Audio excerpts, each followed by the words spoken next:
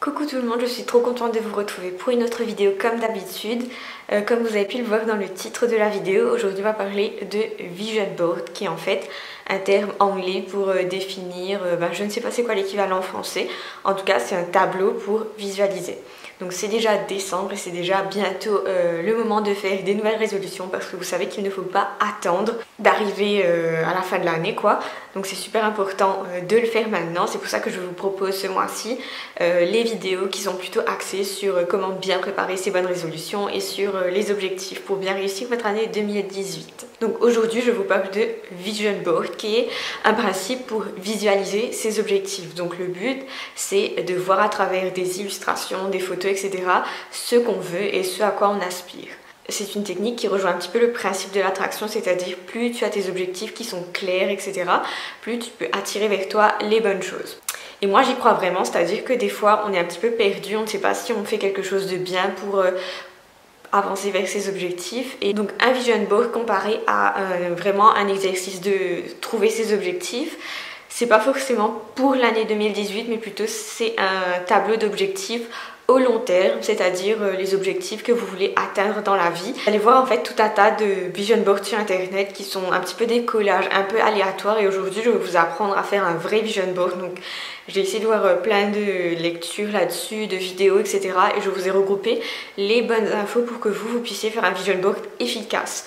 Parce que ce n'est pas juste un collage de tout et n'importe quoi, j'ai envie que votre vision board soit ultra spécifique, c'est le mot-clé pour cette vidéo, c'est ultra spécifique. Donc pour commencer, vous avez le droit d'avoir un tableau qui résume un peu tous vos objectifs, vous avez le droit d'avoir plusieurs tableaux qui recensent différents thèmes si vous avez beaucoup d'images. Donc c'est un peu une question de préférence personnelle, certains préfèrent séparer les objectifs de travail versus objectifs personnels et moi j'ai tout fait sur un seul tableau, comme ça j'ai pas beaucoup d'espace, c'est plus simple. La première question c'est qu'est-ce que je veux que mon tableau représente? Est-ce que j'ai envie que ça représente justement soit mes objectifs à la fin de 2018 ou quelque chose au long terme? Est-ce que j'ai envie que ça représente ce que j'ai envie de ressentir ou ce que j'ai envie d'avoir, ou est-ce que ça représente que des choses matérielles ou immatérielles? Enfin, c'est un peu vous qui décidez qu'est-ce que ça représente pour vous. Deuxièmement, pour définir un petit peu ce à quoi on aspire dans sa vie, c'est de vous poser la question qu'est-ce qui rend la vie belle pour moi? Parce que si vous ne répondez pas à cette question-là, vous n'allez forcément pas savoir quoi mettre dessus. Qu'est-ce qui fait que votre vie vaut la peine d'être vécue? Qu'est-ce qui doit être sur ce tableau-là et qui précise ce pourquoi vous vivez? Et donc à partir de là, vous allez pouvoir dégager des différents thèmes. Donc c'est la première fois que je fais un vision board comme ça. Avant, l'an dernier, je l'avais fait sur le bureau de mon ordi, comme ça je le voyais à chaque fois. Mais pour être honnête avec vous, plus ça allait et plus je voyais que ça devenait banal, c'est-à-dire plus je passais vite fait sur mon bureau sans faire attention. Alors que là, j'ai vraiment décidé de faire les choses bien et de tester si cette méthode fonctionne en prenant que des images, donc en faisant un vision board papier. Deuxièmement, je sais qu'il y a plein de gens qui vont vous dire il faut découper dans les magazines, etc. J'ai décidé encore une fois cette année-ci de faire ça vraiment de manière intentionnelle, c'est-à-dire de sélectionner moi-même des images que je veux plutôt que de choisir des images que les gens ont mis dans les magazines. Pour vous donner encore une autre technique pour bien créer votre vision board, c'est de séparer ce vision board en deux choses, pour moi, deux grandes choses. C'est ce que vous voulez atteindre et le pourquoi. Donc ce que vous voulez atteindre, vous pouvez répondre à comment l'atteindre en mettant plusieurs images d'objectifs et le pourquoi vous voulez atteindre ce truc, parce que souvent on a plein d'objectifs, on a plein de rêves, etc.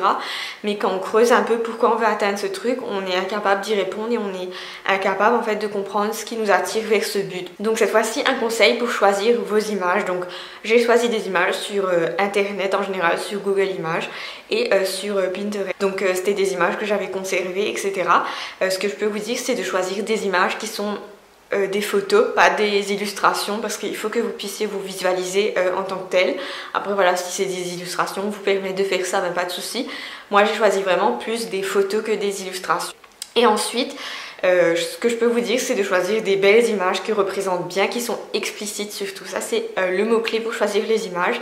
C'est-à-dire, n'hésitez pas à être direct avec vos objectifs. Si vous voulez être plus riche, n'hésitez pas à mettre l'image de quelqu'un avec des billets dans ses mains ou à mettre vraiment carrément une image d'un tas de billets. Enfin voilà, soyez explicite, ne passez pas par quatre chemins. Ce truc-là, vous le faites pour vous. Et il n'y a pas de raison en fait de se cacher des choses, même si il y a certains objectifs que les autres ne pourront pas comprendre. Pour bien agencer vos images, je vous conseille vraiment de choisir des images qui sont à la fois en longueur et en largeur, donc en paysage et en portrait. Comme ça, vous allez varier l'espace et ça va donner un côté un peu dynamique à votre truc, ça va donner un beau rendu. Et aussi, sachez en fait ce que chaque image représente pour vous, c'est-à-dire est-ce que cette image vous fait ressentir quelque chose de particulier. Je suis hyper contente du rendu de mon vision board parce qu'il est vraiment à mon image en fait. C'est vraiment la matérialisation de tout ce qu'il y a dans ma tête et je trouve ça hyper important.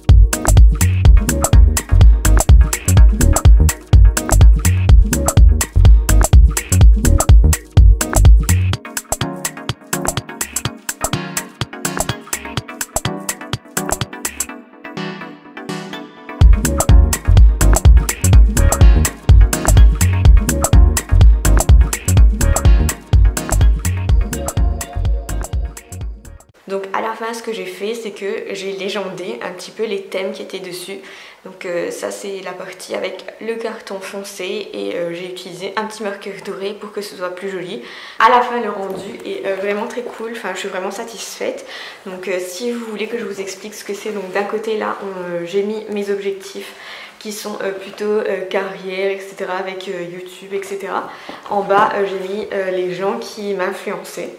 Ensuite, de ce côté-là, donc tout en haut à droite, donc j'ai mis un petit peu les objectifs de vie, pourquoi je le faisais. Pour moi, le thème de 2018 est vraiment centré autour de l'identité, je vous en parlerai dans la prochaine vidéo.